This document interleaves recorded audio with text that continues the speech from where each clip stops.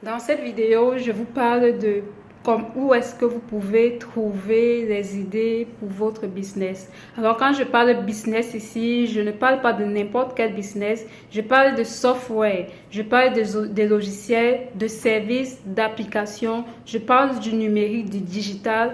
Je ne parle pas des produits physiques, je ne parle pas des produits quelconques. Je parle d'un software qui résout un problème. La majorité des softwares sont là pour résoudre une problématique. Alors, dans cette vidéo, j'ai introduit le problème de comment est-ce que trouver cette idée qui sera derrière notre software, derrière notre application, notre logiciel.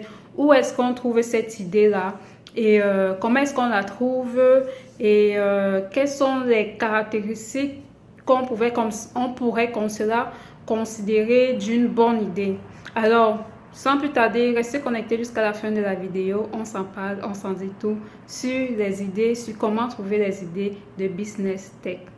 La première chose que je voudrais mentionner ici, c'est que lorsqu'on se lance dans une aventure entrepreneuriale tech, tout n'est question que de problèmes. La base, le socle même d'une entreprise tech, c'est un problème. Donc, pas d'un problème qu'on aimerait résoudre. Et ce que je constate, c'est que beaucoup de nos startups tech, j'ai l'impression qu'elles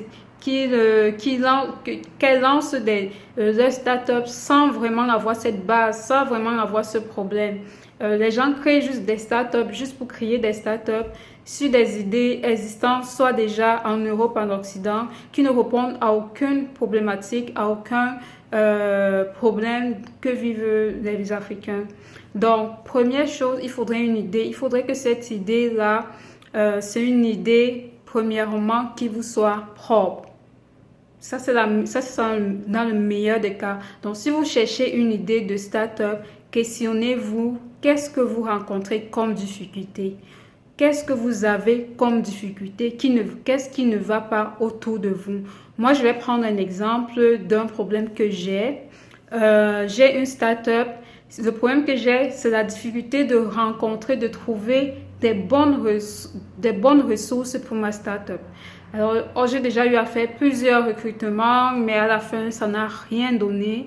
Et ça, c'est un gros problème. Donc, vous voyez qu'à partir de ce problème-là, je peux être en mesure de créer un service au-dessus qui va mettre en relation des personnes comme moi qui ont ce problème-là et des développeurs ou bien alors des rechercheurs d'emploi qui ont besoin d'un emploi. Donc, la plateforme sera une plateforme tech qui va mettre en relation une sorte de marketplace des employeurs et des employés. Ça, c'est un exemple très simple de problème que vous pouvez vivre.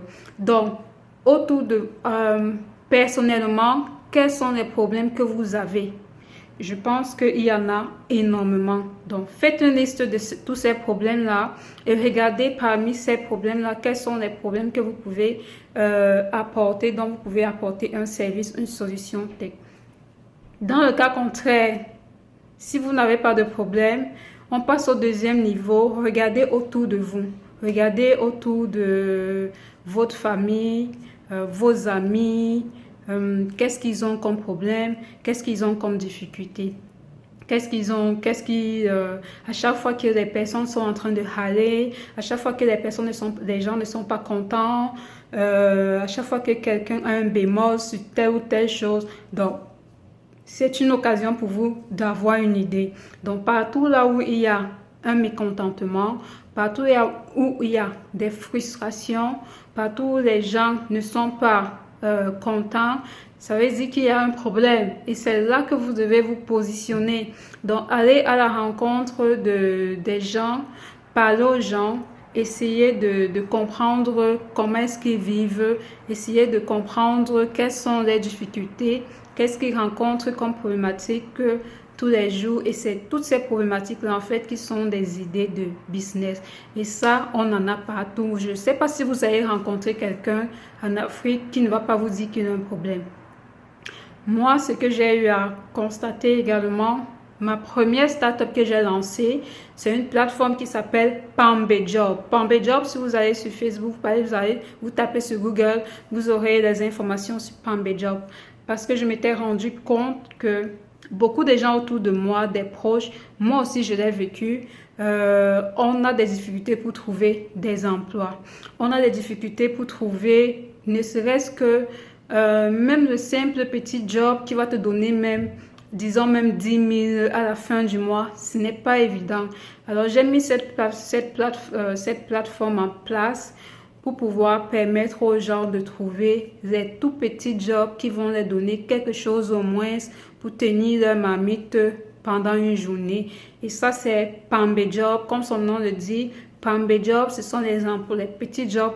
C'est la signification de PambeJob au Cameroun. Ça veut dire petit job, petit emploi. Donc, les problèmes, on ne les trouve partout. Écoutez juste les gens. Et quand une personne introduit, se plaint, pour l'œil d'un entrepreneur, la plainte est un problème, est un business. D'accord? Par contre, pour une personne lambda, ça va passer incognito. Je vais prendre l'exemple.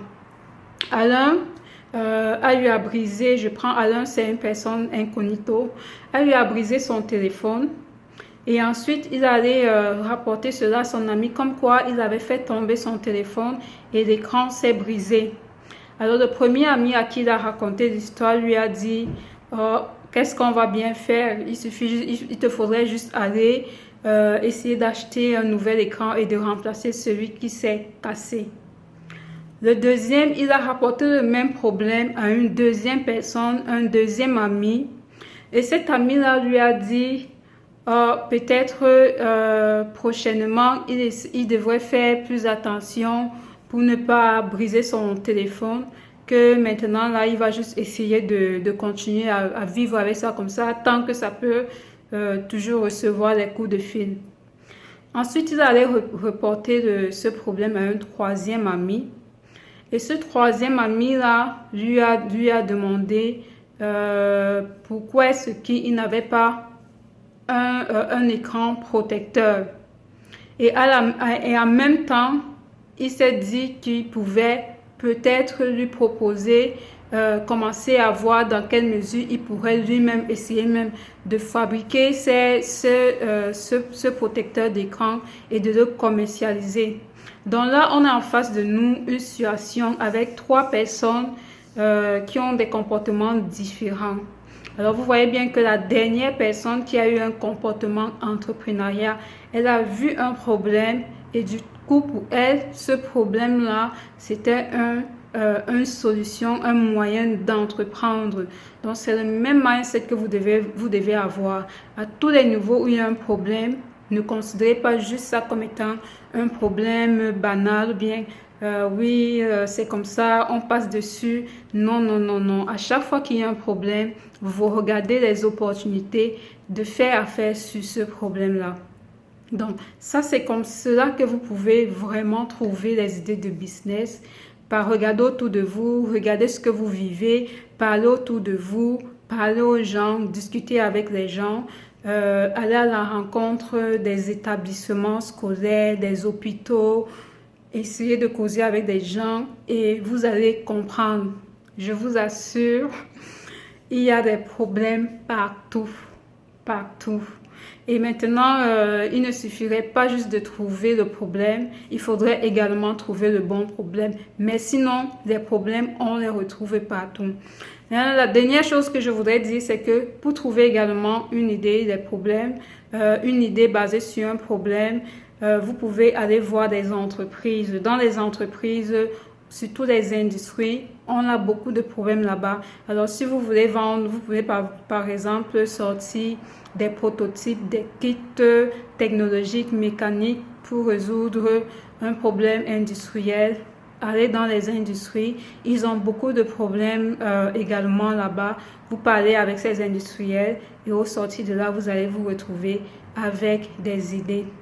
Donc, ça c'est pour sur où et comment trouver ces idées. Maintenant, Comment on identifie la bonne idée? Qu'est-ce qui rentre dans les caractéristiques et les critères d'une bonne idée? Alors, surtout, je reste dans les idées tech, hein. Je reste dans ceux qui veulent mettre en place des marketplaces, e-commerce, des solutions en fait digitales. Alors, la première caractéristique d'une bonne idée, c'est que il faudrait que beaucoup de personnes ont ce problème-là.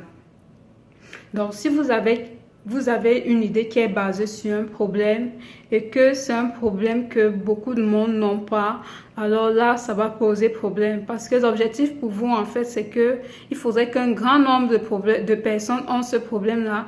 Comme ça, vous serez en mesure de vendre votre solution à tout ce monde-là. Si 10 personnes ont un problème et 1 million ont ce problème, vous voyez qu'il y a un écart là. Donc, il faudrait qu'un maximum de personnes aient ce problème-là. Ça, c'est la première caractéristique d'une bonne idée.